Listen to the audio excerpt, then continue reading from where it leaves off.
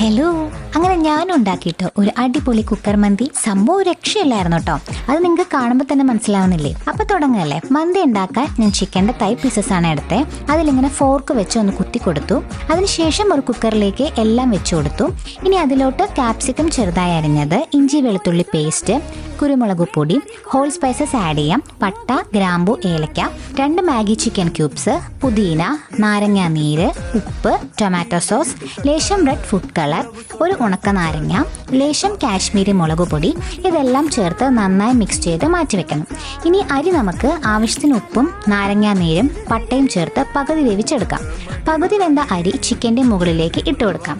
മുഴുവൻ അരിയും ഇട്ടതിന് ശേഷം വീണ്ടും ലേശം റെഡ് ഫുഡ് കളറും യെല്ലോ കളറും മുകളിൽ ഒഴിച്ചു കൊടുക്കാം. അതിനുശേഷം കുറച്ച് മുഴുവനായിട്ടുള്ള കുരുമുളക് ഇട്ട് കൊടുക്കാം. പച്ചമുളക് ഇതിന്റെ മുകളിൽ വെച്ച് കൊടുക്കാം. മൂടി വെച്ച് ലോ ഫ്ലെയിമിൽ ഒറ്റ വിസിൽ. പ്രഷറൊക്കെ പോയതിനു ശേഷം തുറന്നാൽ ഇതുപോലെ സെറ്റായിട്ട്